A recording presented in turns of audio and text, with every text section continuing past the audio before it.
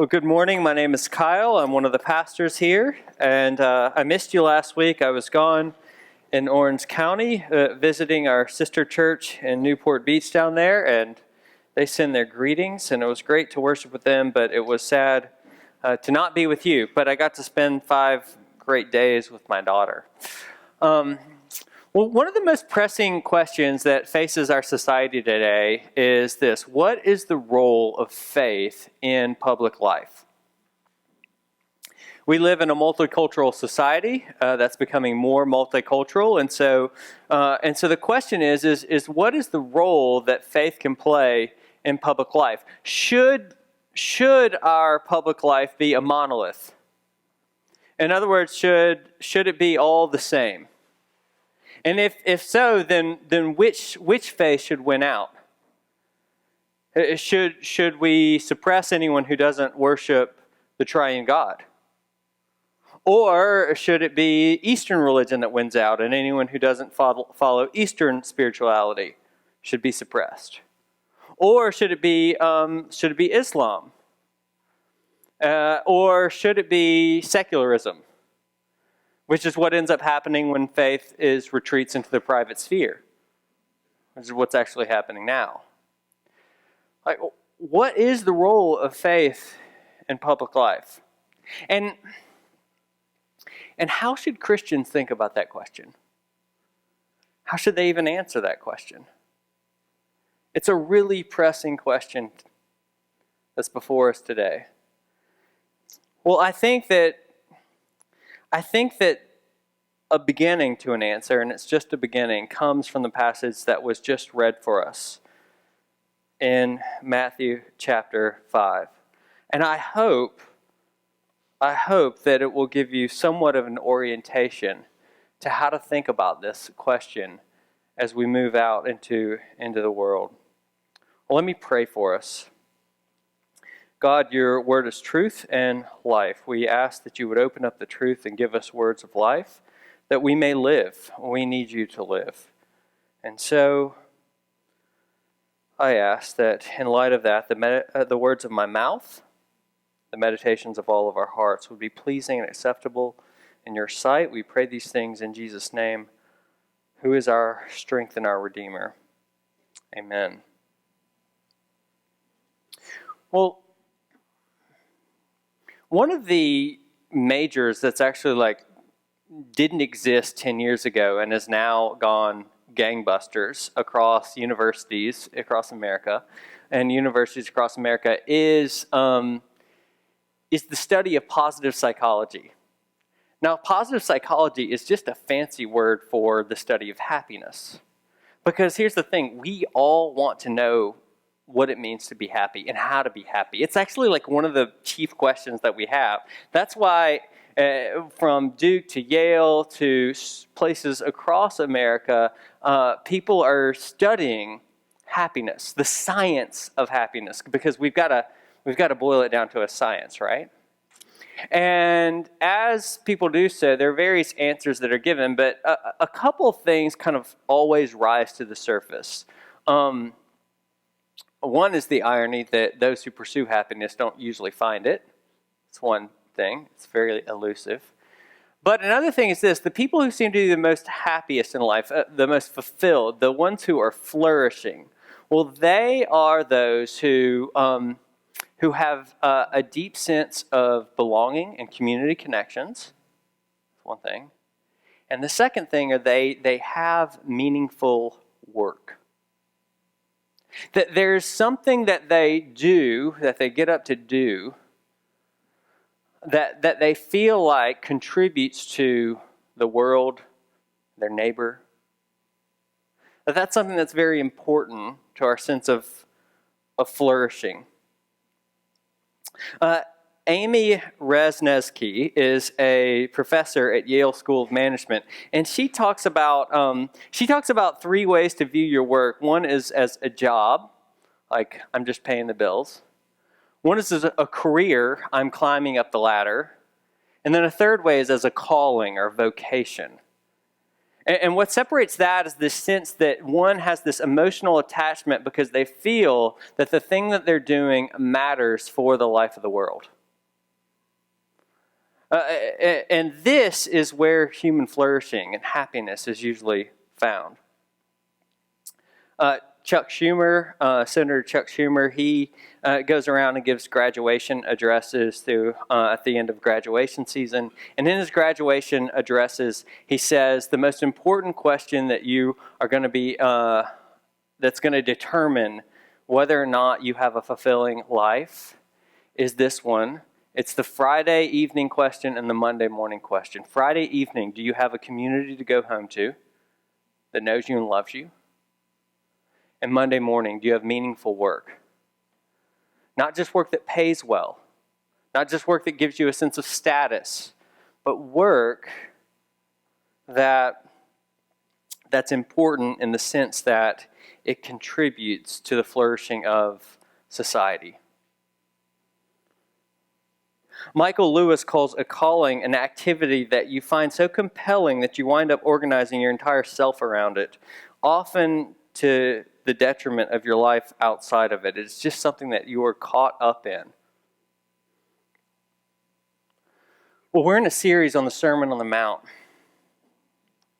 And the Sermon on the Mount, as New Testament scholar Jonathan Pennington calls it, is a sermon about human flourishing. The intro to the Sermon on the Mount is those Beatitudes, which we studied last week, which can be translated blessed or happy or even flourishing. See, this is Jesus' vision of what human flourishing looks like. And if you want to flourish, you have to have a vocation. You have to have a calling. And I have good news for you. In the words that were just read, Jesus gives his vocation to his disciples. Here is his disciples' vocation. Here is their calling. It's found in Matthew chapter 5, verses 13 through 16. So I want to do two things this morning. I want to look at the nature of this calling, and then I want to look at the implications of this calling. First, the nature of this calling. In Matthew chapter 5, verse 13, Jesus says, "You are the salt of the earth." Now, that's actually shocking if you consider it. I mean, just consider all the things that salt would have been used for in Jesus' day. There's no refrigeration, right? So salt is a preservative. Salt preserves things. This is actually probably one of the reasons why in the Old Testament salt was used. Did you know this? Salt was used in covenant rituals. So when people would make a relational bond together and they would bind themselves together, they would use salt because salt was supposed to preserve or symbolize this lasting relationship. God even tells the people of Israel, all my sacrifices that you offer to me are to be seasoned with salt. And salt. The covenant that God makes with David, that he would have a house and lineage that would be perpetual, is called a covenant of salt. See, salt preserves things. Maybe Jesus is saying, you are to be a preservative in this world. You are the salt of the earth. Salt also purifies things. And it kind of stings, right? Like when you go out into the ocean. Also feels kind of good. Salt purifies things. The sacrifices were to be salted to make them pure and holy. So maybe Jesus is saying, as salt purifies things, so you, my disciples, are to go out into the earth and to be its purifiers. Salt also seasons things. Without salt, things don't taste very good. It brings out the other flavors. It actually stimulates. In fact, did you know that until the 1800s, salt was used as a fertilizer? Did you know that? And the same was true in Jesus' day. Jesus picks up on this actually in the Gospel of Luke. In Luke 14, 34 through 35, Jesus says this. Listen to this. Listen carefully. Salt is good.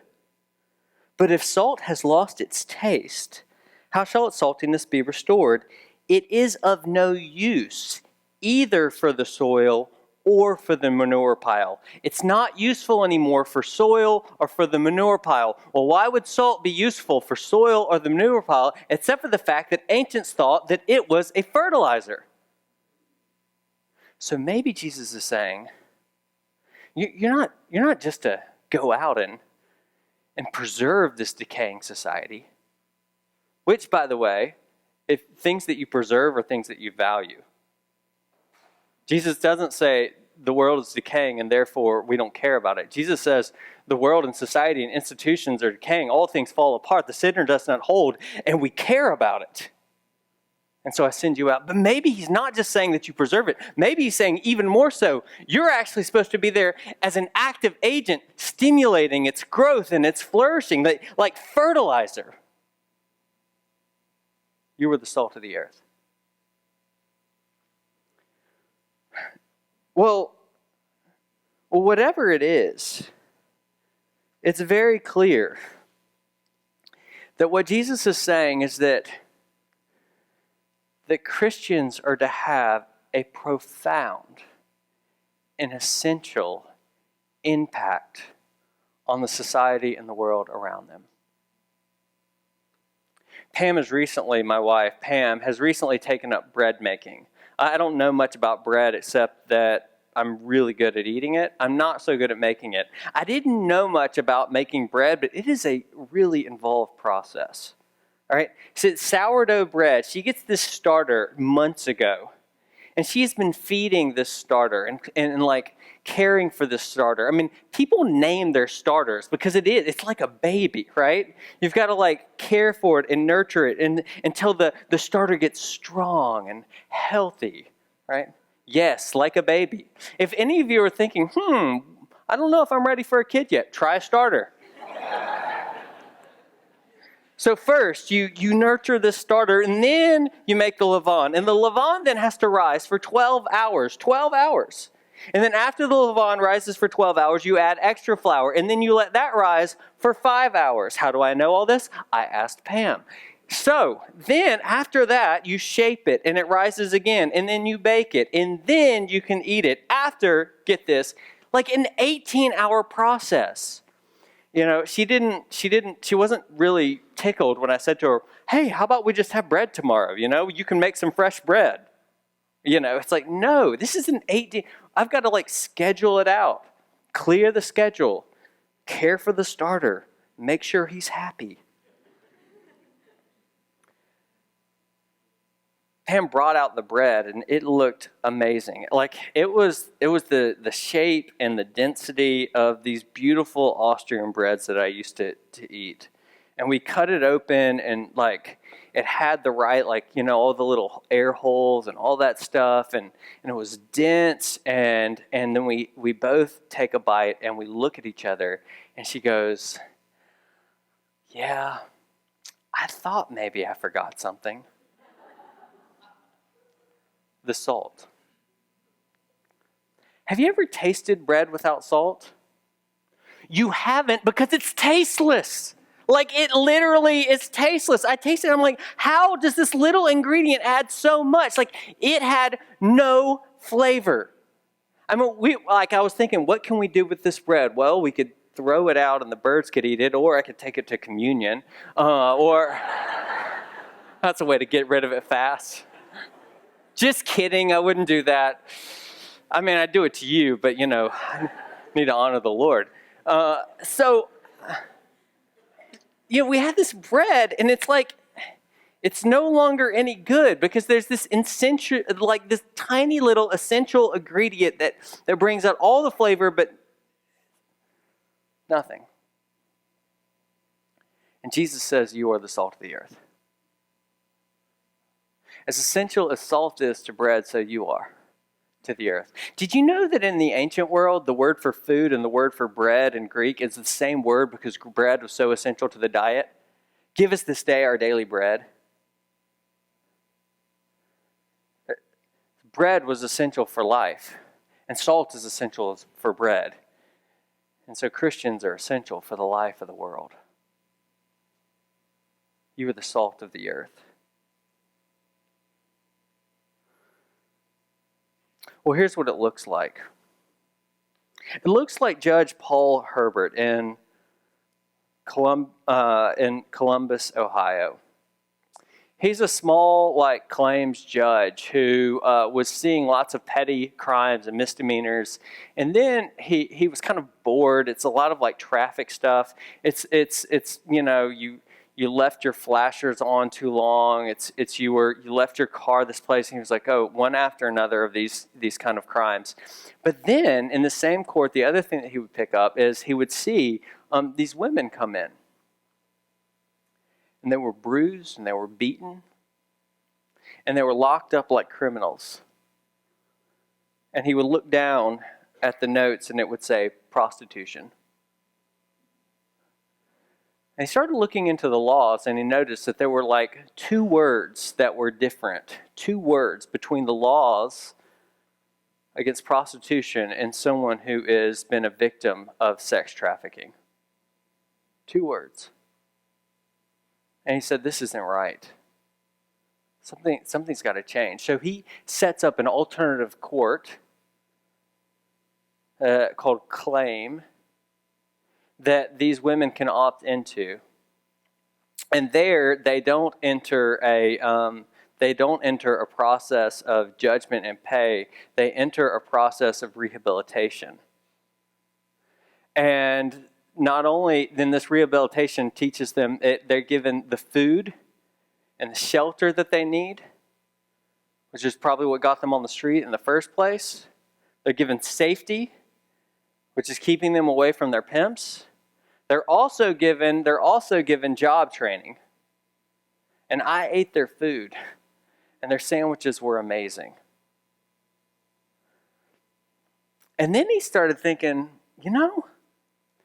I get 250, 300 prostitutes in here a year, and 1 or 2 Johns. Well, that doesn't make any sense. Because there should be 1 and 1 if the crime is committed and if there's an arrest. So why are they arresting one and not the other? So then he started making a law that they actually had to start arresting for every prostitute they had to bring in. They had to bring in a John. And then he started hearing the John stories and realized all the pain and trauma that they had been through. And then he set up a rehabilitation program for them as well. Because he was sitting in his job bored because he was a low-level judge, and he started praying to God and said, God, what would you have me do? Salt. It looks like an automotive dealership in the Southeast who started realizing that they were making 30% more profit off the cars that are sold in the inner city and low income than the cars that are sold in the suburban area, because those who are in this inner city do not know who are in a poor area don't know negotiating skills or the powers that they can have in that kind of situation. And so what they started doing was they lowered the prices 30% on the cars in their inner city dealership. And then what happened was the margins, even though the margins were way smaller, almost thin, people were flocking to it. And then they started looking at the employees that they had there, and they started asking, what do we owe these people? And they started seeing that they weren't having the same chances, and their families weren't having the same chances to go to college, and so they set up a scholarship fund. Salt, it's businessmen and businesswomen in Phoenix who have set up a mentorship program for ex-gang members. And they come in and they pitch ideas because, if you're in the gang, you're probably actually pretty, you're actually probably pretty creative. You're a hustler.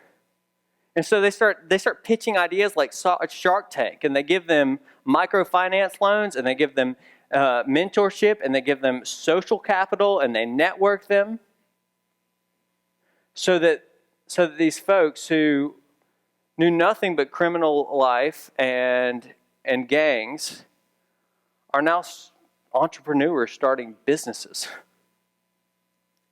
Salt. You are the salt of the earth, Jesus says.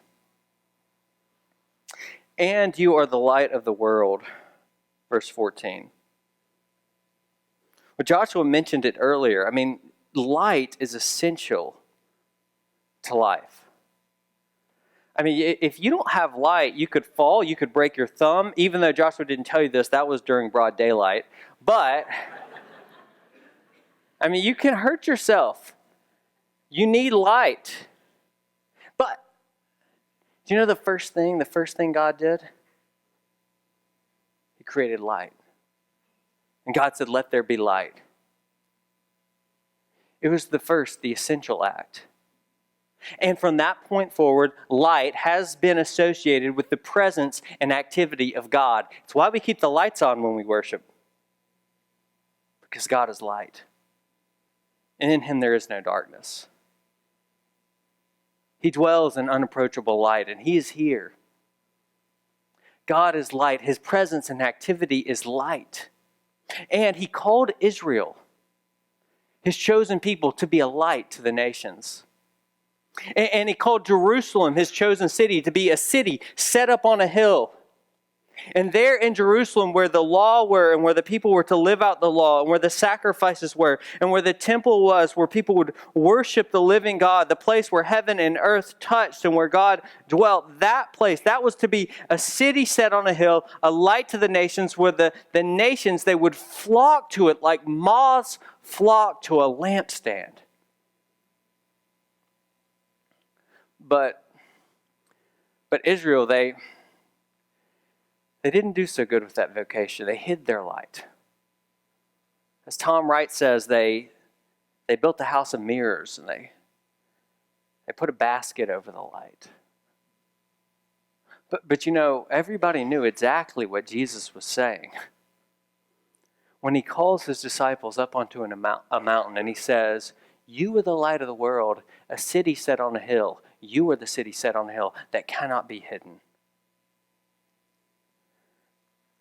As Israel and Jerusalem were to the world, so you are to the world. I am carrying on and sharing with you the vocation and the calling of Israel and of Jerusalem. You are to show people what human flourishing looks like. You are to show people, you are to be a city, a safe place, and show them the way to safety. And you are to show them the way back to God.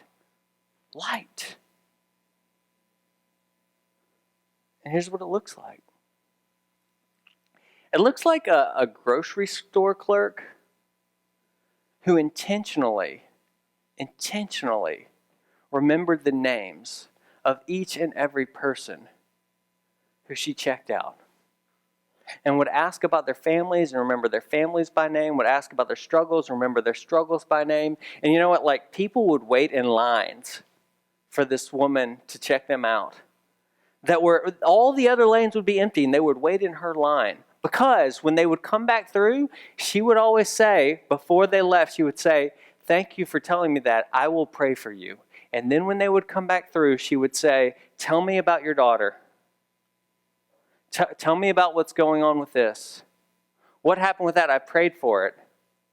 And they would give her an update. And then she might say something like this. Well, praise God. He answered our prayer and He loves you. And at her funeral, it was standing room only because she was light and she loved with the love that she had been received. Light. It looks like a church plant of ours in Alhambra where 7 people are gathering to hear about Jesus and investigate the claims of Christ who have never heard the story of the gospel, who know nothing of Jesus and what He has done. And they're asking questions on a weekly basis. Light. It looks like 250 college students up and down the West Coast going down to San Diego a couple weeks ago and hearing at our RUF conference and hearing about the gospel and seeing Christian community and looking at what it looks like to live in that community. And guess what? Many of you paid to sponsor those students so that they didn't pay a dime to go down there and experience that. Light.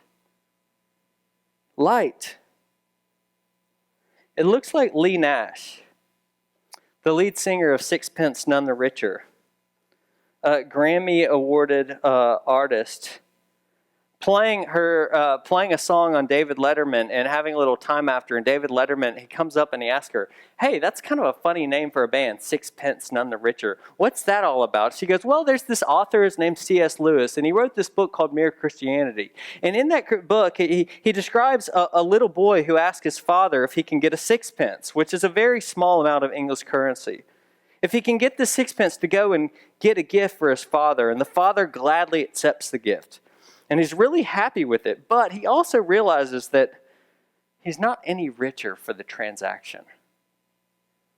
And that's what faith is like.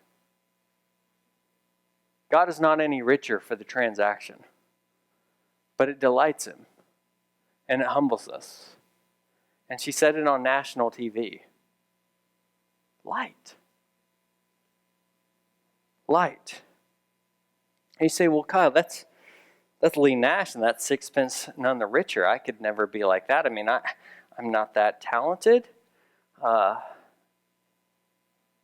Okay? But just consider who Jesus says this to.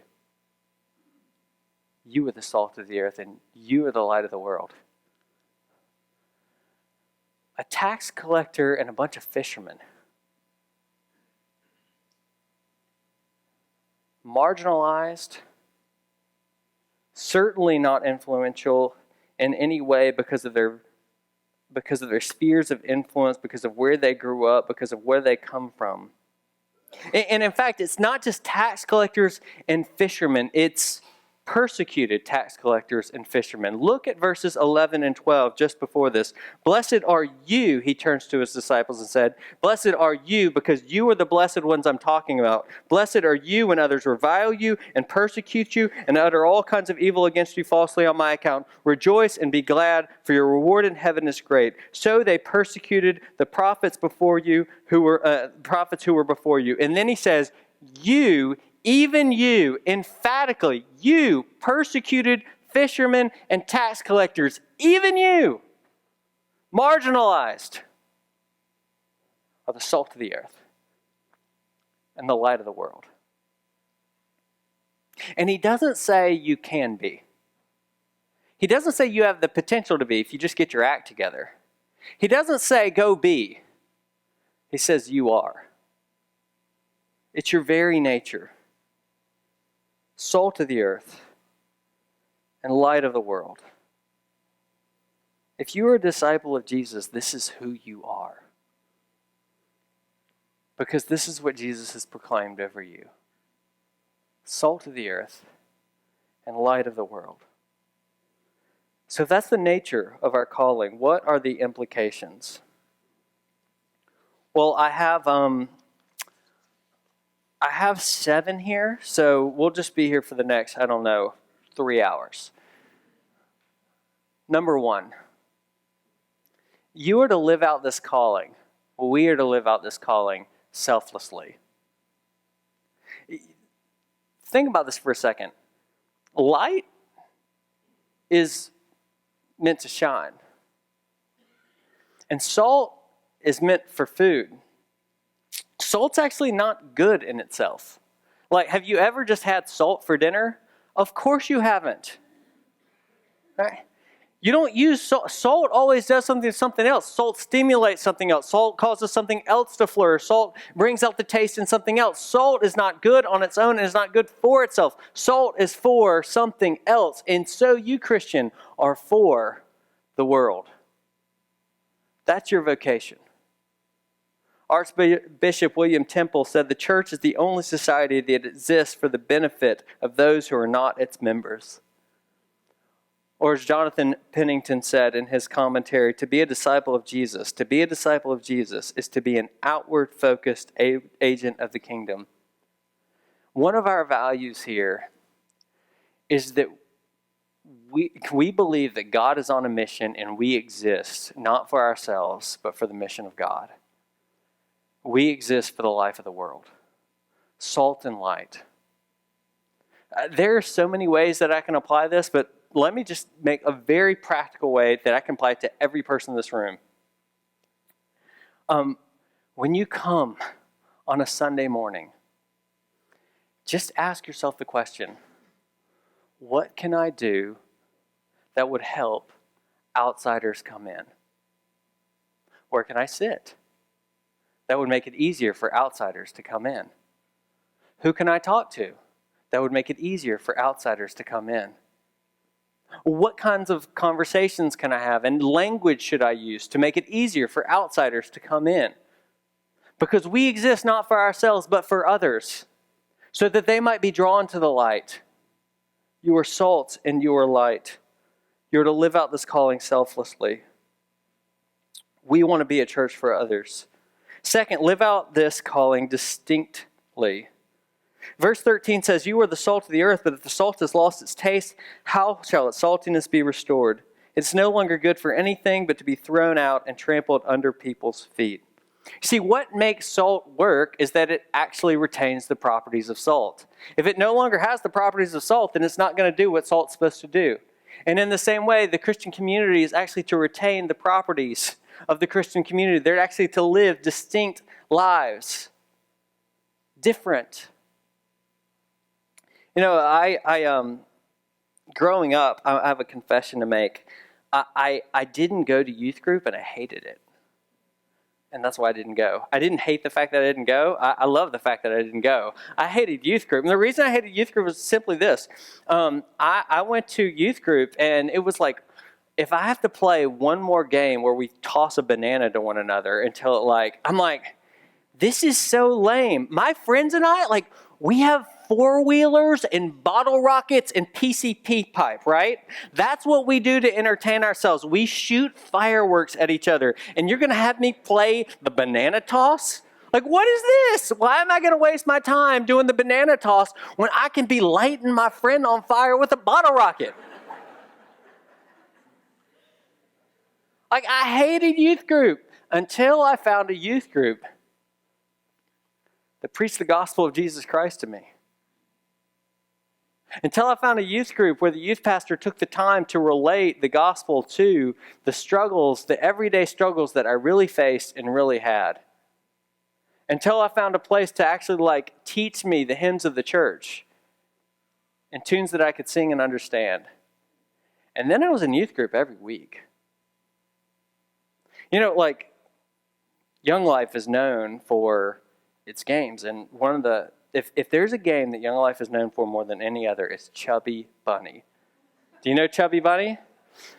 This might take a little while. Chubby Bunny is where you stick marshmallows in your mouth and then you have to say Chubby Bunny until you can't say Chubby Bunny anymore because you have so many marshmallows. Guess what? This is a little dangerous, and so they outlawed it. Laws against it, no more Chubby Bunny. You know, and everybody, I swear, if we don't have Chubby Bunny, Young Life is going to shut down, right? There's going to be no more Young Life. How are we going to do this? Because that's the game. I mean, we're going to be resigned to that game where you do rock, paper, scissors, but you do gorillas and things like that. That's not fun. We need Chubby Bunny, right? But you know what? People kept going to Young Life. Do you know why? Because kids were never drawn to Young Life because of Chubby Bunny. Kids were drawn to Young Life because they had actually an older adult who wasn't their peer invest in their lives and ask them,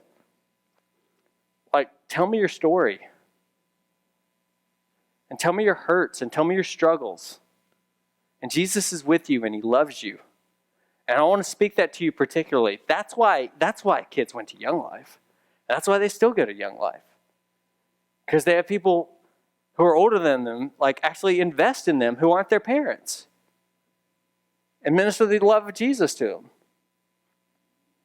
We're to be a distinct people. The church has something to offer that nobody else does. And go somewhere else to get a concert. That's why I want to hear you sing. I can turn on some great Christian music or worship song. I can turn on other music in my car and rock out by myself. I need to hear you sing on a Sunday morning because I can't do that in my home. And I can't do that in my car. And so we want to make sure that we hear you sing, because we're offering something that is distinct here. The Christian community is to live distinctly. The Christian community is to live this out. You are to live this out, thirdly, pervasively.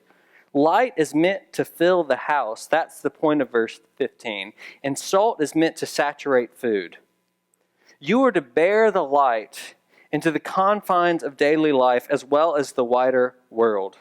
You are to be rubbed into every nook and cranny of this society, whether that is medicine or music, entertainment or engineering, surfing or sewing. Wherever there is life, so Christians are to be. As Ernst Käsemann said, light of the world and salt of the earth apply either everywhere, every time, and radically, or not at all. And so here's my question for you. What corner of the earth is Jesus calling you to be rubbed into?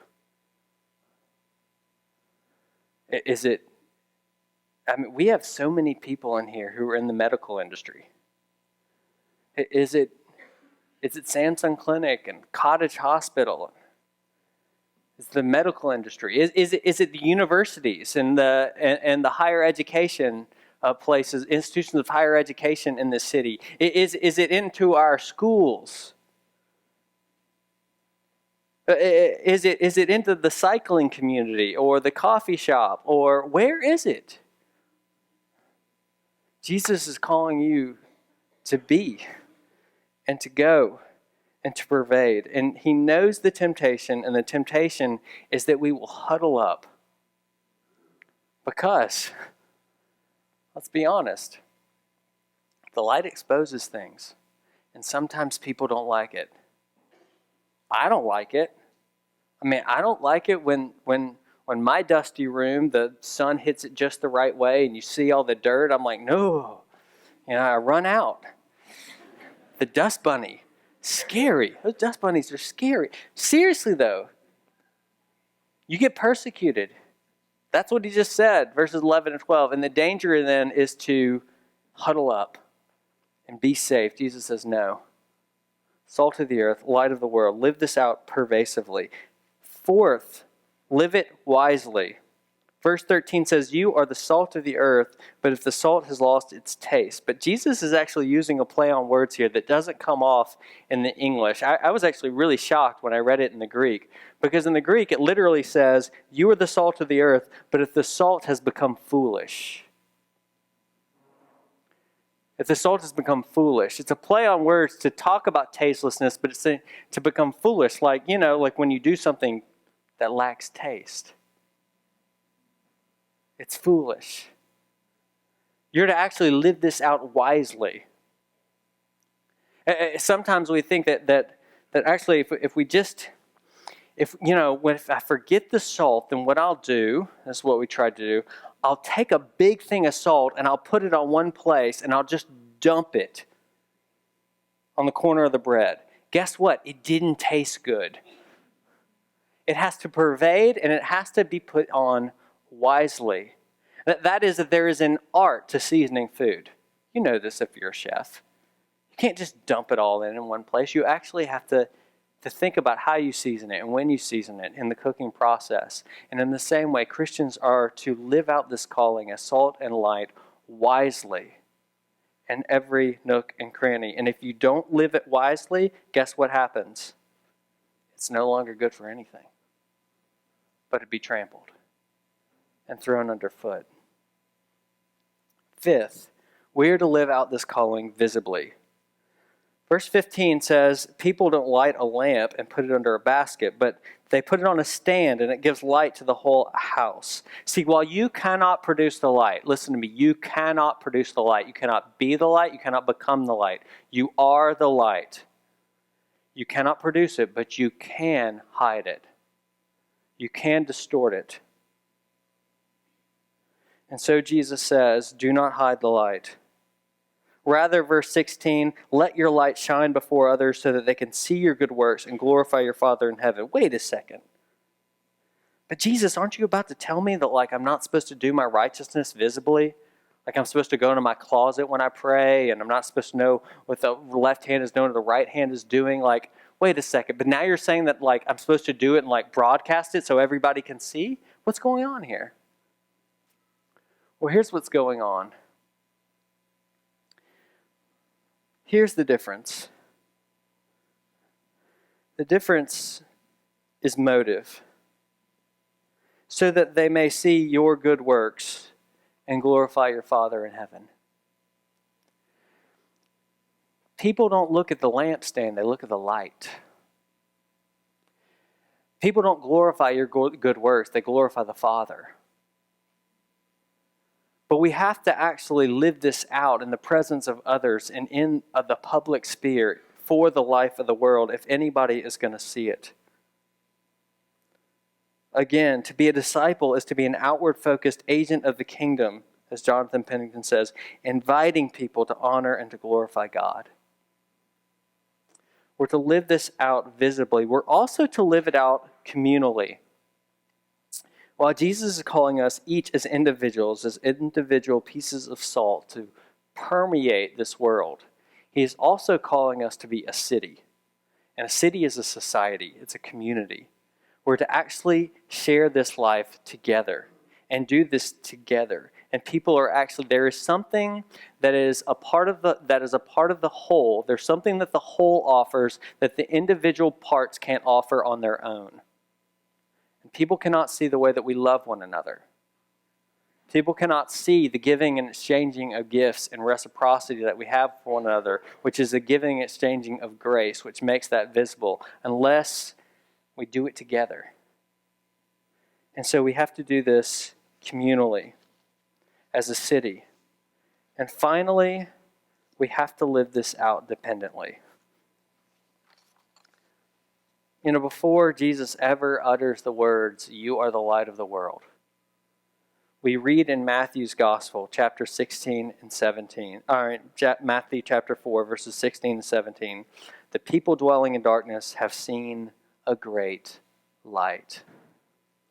And it wasn't the community of Jesus' disciples.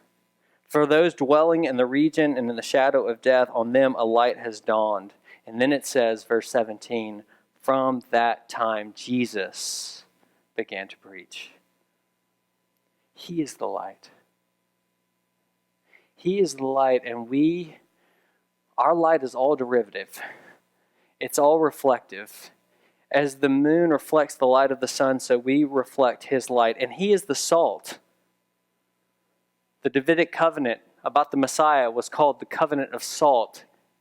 And Jesus said, "This is my blood of the covenant, a perpetual covenant for you and for me." He is the salt of the covenant, and he is the light of the world. And we depend on him. So if you were saying to yourself right now, "Kyle, you don't know me, you don't know what I've done, you don't know how I've screwed it up, you don't know how my life is in shambles, there's no way that I can be the light, I can be salt, and I can be light. This can't be true of me," then you have no idea what we are pointing people to.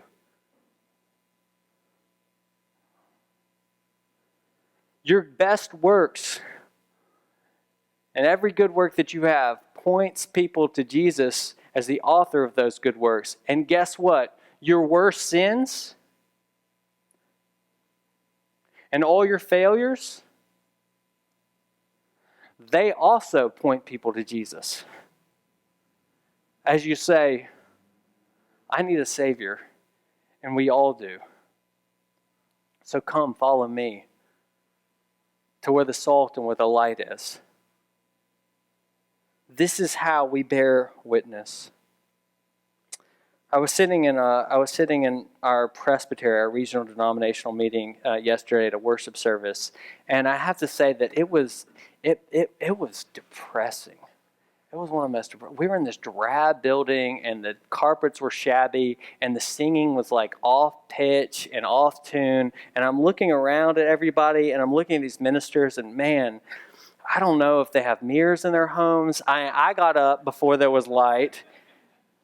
The preacher lost his way and like rambled for like an hour or something. I mean, it was a train wreck. It was a train wreck. And then I'm thinking, Lord, how are we supposed to make an impact in Southern Central California? How on earth could we be salt and light? And then I start hearing stories about people coming to know Jesus, about people's lives being redeemed and restored, about rescue. And then I come to the table where this is like a little bit of bread and a little bit of wine, gifts that are given. And I come around it with these other folks, and I sit there and I think to myself, man, the life of the world. The life of the world in small and inconvenient and ugly and not grandiose ways. The life of the world. You are the salt of the earth. You are the life of the world. And I sat there in the shower this morning, and I was just thinking about how awful that worship service was. And then I thought about Jesus' words. You are. To a tax collector and a bunch of fishermen who are marginalized and persecuted. And indeed, you are. Because of the grace of Jesus Christ. Amen.